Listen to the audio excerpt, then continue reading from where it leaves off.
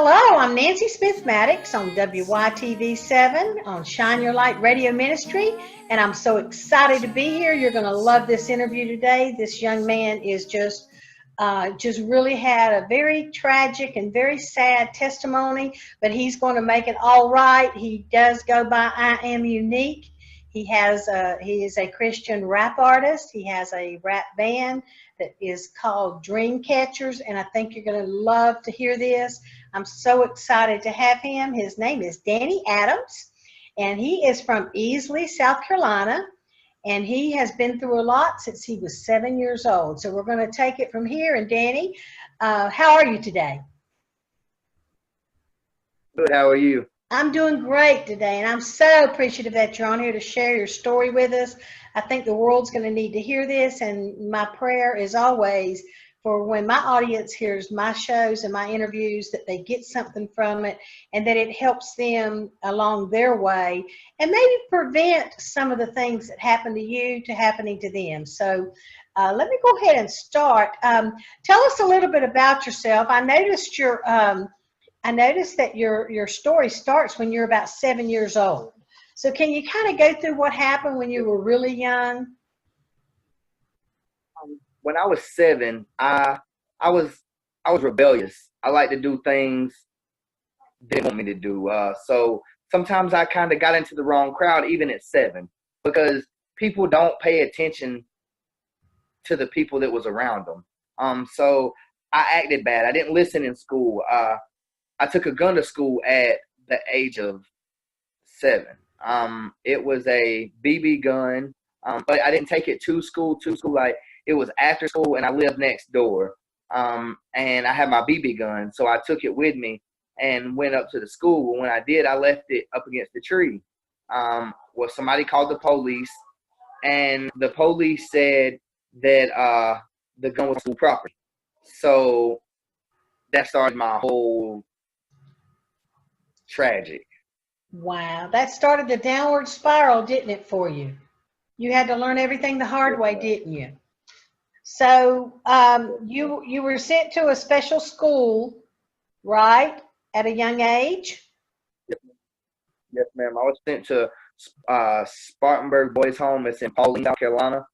I was sent there, and I stayed for 7 months. I think I was 10 or 11. And I stayed there for 7 months, and I come home. And when I come home, it was very different because I'm still a child, and I was down there with 17 and 18-year-olds. It was transferring and going to prison, and I went to I was in 5th grade in the group home. So they let me go to off campus. I went to Pauline Elementary School in Spartanburg. It was an experience, to say the least. But I come home and I didn't get any better. My dad committed suicide when I was 12. And it even led me even worse. I was really, really rebellious at that point. I was. Were you at home when your dad committed suicide, Danny? Or were you in the home school? I was at home. Me and my dad had got into it the night before, and I told him that I wish he would die, and I took off running, because where I lived, my community was all my family, so I took off running, and I come back that night. My daddy was asleep on the couch, passed out drunk. So the next morning, he was sitting at the kitchen table. My mom was going to church, and I was like, Daddy, I'm sorry, I love you. I was like, I'm going to the mall. Can I get some money? He gave me $20. When I left and went with my brother, he went outside and shot and killed himself with a 30-30.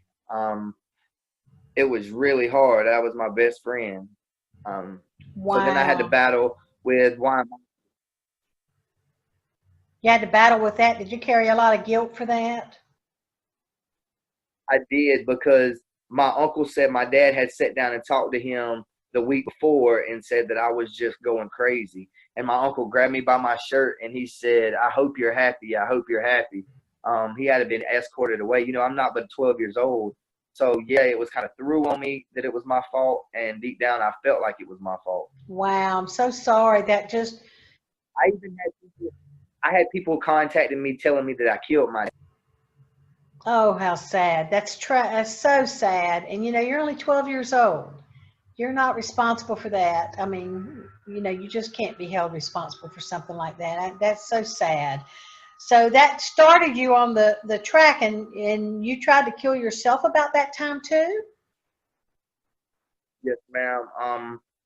Right afterwards, I had there was a tree in the backyard right where my dad killed himself, and I tied a noose around my neck, and the tree broke. The tree branch Oh, broke, smacked me in the head. well, that was So then I God right started there. rebelling. Oh yeah, that was God. So That, I kept rebelling, trying to kill myself. My mom called. I told my mom I was gonna burn the house down with her in it. And she called the mental hospital, and I was put into the Upstate Evaluation Center, which is in Greenville, Spartanburg. And I stayed there for 2 weeks and kind of got my head together. Things got better, but it didn't get great. do you know to this day what caused all that rebellion, Danny? I don't. So, I mean, you just think it was a I feel matter like of it goes, circumstances? honestly, honestly, I feel like it was a form, a demonic form that was on me. Because I feel like it was on my dad, and he couldn't beat it. That's why he committed suicide. But I feel like that since I've got older, that my faith has got stronger, and I've been able to defeat that, and it hasn't been able to take me like it took him. Yeah. Well, I know this is hard to talk about, and I appreciate so much you sharing it with us, because we always think we're alone when things like this happen to us, and really it's happening every day to other people. So any words of encouragement that you can talk about in your real story is what WYTV7 is all about out of Charlotte. We are a nonprofit, and we do take donations, and we use those donations to help the community, to have people like you talk about this so we can get in the community to help more young people to keep them maybe going down the same path. I was just telling our executive producer that I've never read a story that started as young as yours. I've interviewed over 100 people, and I've never heard such a tragic testimony and a tragic story that started so young. I mean, it just got you on the wrong path. But anyway, I appreciate any seeds that anyone can plant, because it will give us more chance to get out into the communities, to help with literacy, to go into the churches, and to show these interviews that can be so helpful to everybody else, and especially young people. Um, Now, on December the 23rd, you wait a minute now. You got kicked out at age 18, right? So you'd gone through so much already, but you were back home. And was that what you were talking about when your mother kicked you out because you were threatening to burn the house down or something? Is that what caused that? No, ma'am. I was young. I was young when that. Oh, okay. So I got sent to. I got in more trouble and got sent to. I got sent off. I went to the Department of Juvenile Justice. I went for 2.5 years. And I went down there. And then I got transferred to Springbrook Behavioral Health, which was a mental facility. I stayed there for two.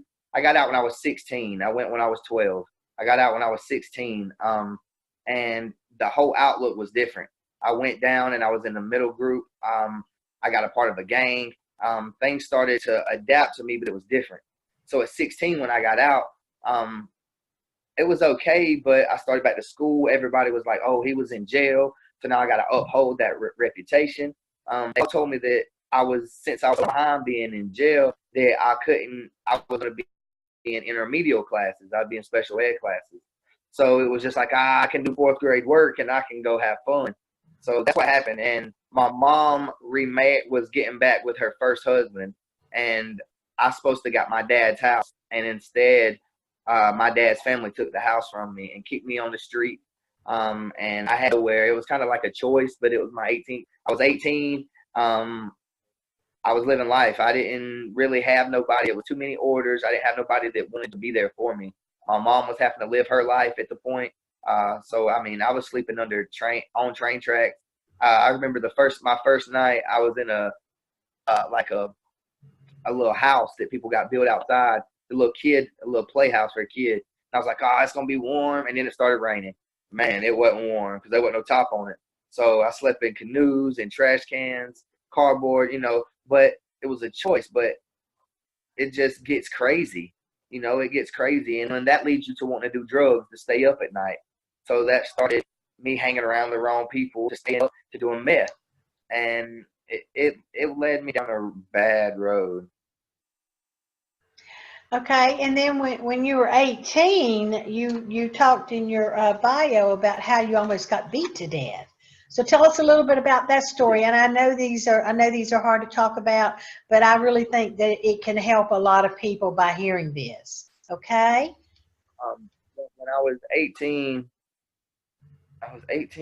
yeah, 18 or 19. I was at home. My mom just had bought me a trailer. Things had been going good. The neighbors, some little young boys, I was like, oh, you have to be big and strong. I went down there and was trying to be all hard. And they hung out with me. We drank some beers, smoked some weed, and walked around and hung out, did stuff that we shouldn't have. And then it got nighttime, and I passed out. And they beat me with a baseball bat. They crushed my inner lobe in 16 places. They run over my hand with a car. Popped my bone out of my leg with a crowbar.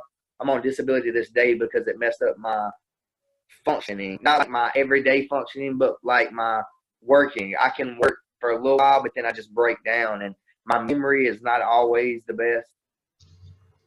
My goodness, Danny. So the kind of the positive note that I can say, and although that is all so horrible to happen to you at such a young age, God intervened for you several times. I mean, first of all, the tree limb broke that you were trying to hang yourself with. That's God.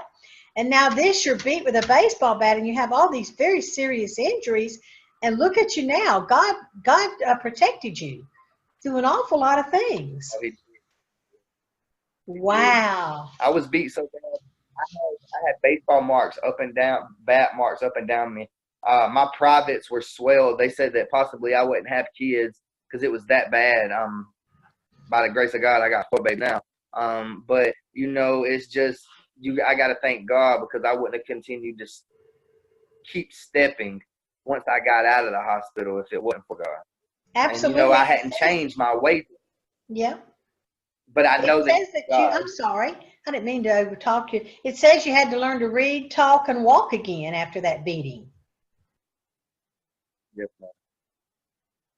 I mean, not like fully, but like phone numbers. They had to go back over things with me because I was so delusional and so off. So it was about that time, you're probably around 19 or 20, right?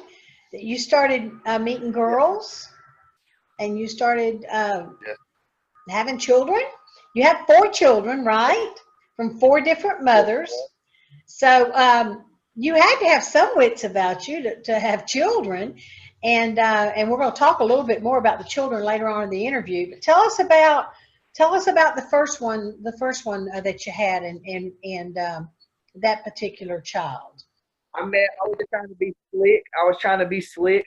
Been drinking one night and went to get food. Well, I seen this girl, and she was crying, talking about how her first baby daddy wasn't helping her with diapers.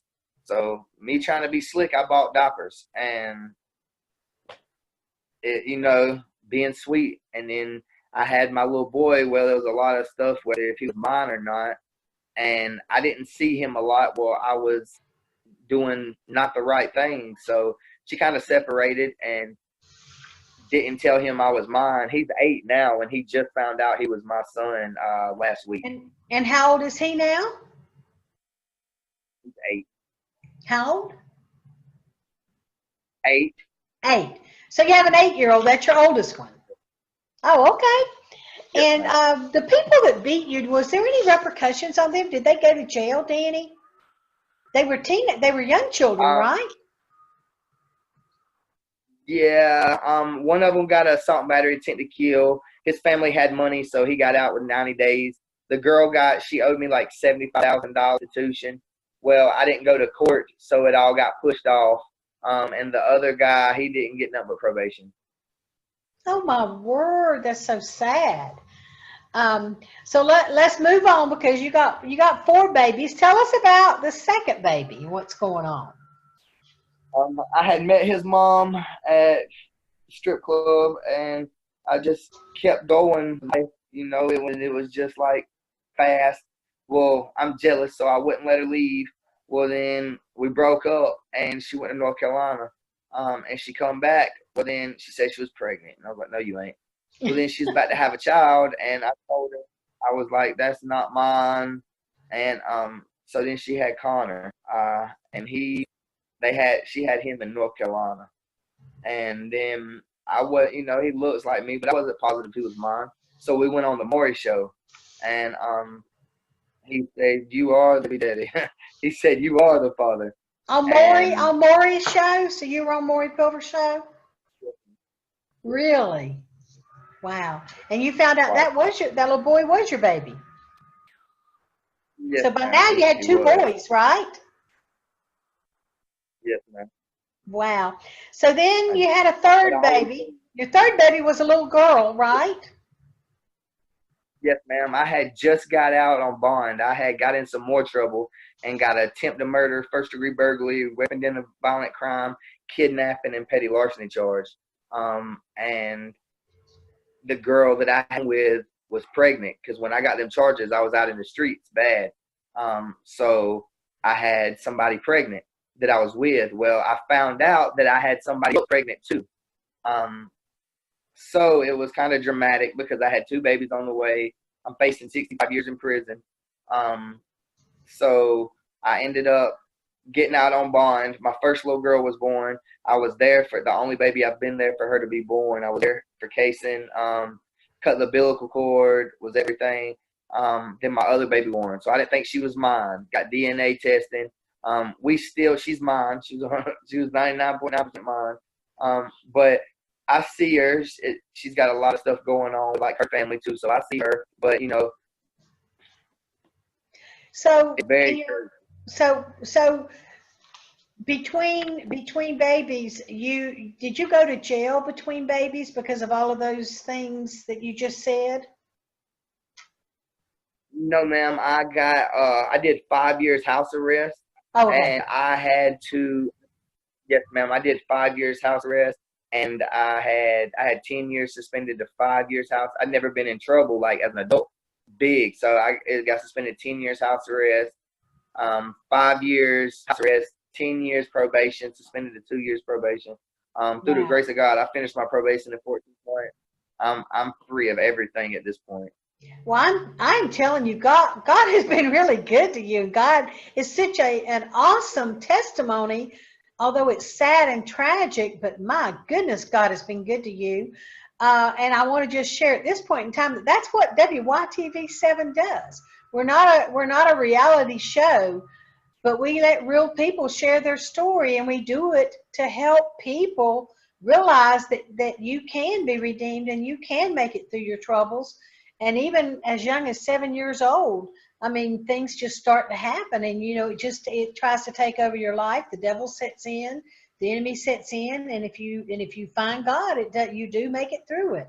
So this is really just what really WYTV7 is all about, and really what Shine Your Light is all about. Now, I did read somewhere that someone stabbed you twice. Who was that? Was that the third baby's mama? Yes, ma'am. Oh my goodness. Because I was out right before I went to jail. I put my hands on her, and I acted out of character. And not like I was beating her, but I grabbed her. She was pregnant. I've been doing drugs, and she hit me twice in my side. But it wasn't. It was more out of fear that she hit me. But we got past. So that's like the 4th time in your life that God has God has saved you, because your kidneys were affected by that stabbing, right? I had level 3 kidney failure at 19 because I was doing methamphetamines and was out of hospital for 3 weeks. Oh, And okay. my kidneys almost shut down. My word, my Yeah. word. Okay, God's been really good. let's talk a little bit about when you got saved and how you gave your life to Christ. Danny, tell me a little bit about that. So I was on house arrest, and everybody was saying, you can't do this, you can't do this. So I started going to school. And I started doing good and started seeing how I was making it. And so then I had to get things together, and I was like, God, let's go to church. So I got my family up one day, and house arrest let me go to church while I found a church. So I went to 5 Point Church, and I had already, when I'm in jail, you know, you get the jailhouse religion. I've been doing Bible studies and everything like that. So I'd already got in tune. And when I got out, I tried to kill myself again. And God showed up. That was the extreme time when I tried to kill myself. And Wow. God showed me, look, it's not happening this time. My mama was calling the TV lines and was praying. And God brought me out of it 3 days in a comatose state at my house. God brought me out of it. So I understand that, and I kept pushing. So he pushed me towards schooling, and I started doing school, volunteering at church, and really just got in tune, man, because God started kicking in, and I graduated I got my GED, not in the intermediate classes, but in regular classes. I graduated, got my GED. I spoke at graduation. I went to college and got a certificate in manufacturing, graduated with the honors. Man, like I say, God's just been Oh my completely word, great God. to me. You have such an awesome testimony. I want to talk a little bit about your group. I noticed that your shirt says Dream Catchers.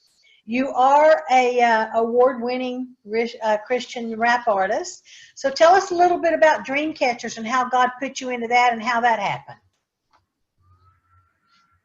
See, I have a label called Unique Entertainment that I made in 2012. And it's me and my friend Space Jam. He's an artist, but it's of the world. It's worldly music, worldly rap. Which we still have that, but Dream Catchers is the street team, the ministry, the urban side. So I was nominated for Urban Artist of the Year at the Steeple Awards in Atlanta for 2017. I lost by 82 votes, but I was, man, God just humbled me, man. He showed me humility on that. I was also nominated for the Media Arts Award I was a semifinalist at Tri-County Technical College. And God kind of put it into me. My homeboy was like, we ain't chasing dreams, we're catching them. Dream catchers. And I'm like, okay. So the black shirts represent, or the dark shirts represent, like, where we're absorbing light. We're absorbing any kind of spirit, any kind of positive, we're absorbing it. The white around the heart and the stomach and the chest area is like a mirror. It's a light. It's reflecting back because we're outreach ministers. We're doing things. We're making a change. We're showing people something different, and we're being a light. So Wow. it was something, and God put it on me. And we just now today, I got a shipment in. It's called The Battle of a Survivor. It is our Dreamcatcher's first CD. We'll be releasing it on April 20th. It's amazing what God's done for us. Wow, God's been so good to you. Be sure and let me know the link to the CD when it's released, because I want to be sure and put that on there and show that to everyone. Also, one main thing, we're almost out of time, but one more thing I wanted to chat about real quick is on June 29th, you have a very special event coming up. It's Hope for the Homeless. So you're also tied up with that, the Dream Catchers are. So tell us a little bit about that and do a little advertisement on that event for June 29th. So the Dream Catchers, something real quick. When I was speaking, I public speak also. So I went and I was speaking at the school that I graduated from. Went and I seen my face. Tri-County Tech did an article on me, and they published it. Well, I didn't know that. So I seen it. It made me cry. And I was like, God wants me to change the city. So I wanted to help. Like I told earlier, I was homeless.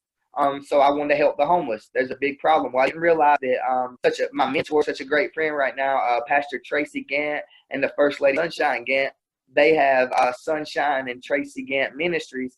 They have started the Pickens County Shelter of Hope Pickens. I didn't realize what they were doing, but it's the first emergency shelter in Pickens. They are doing so much.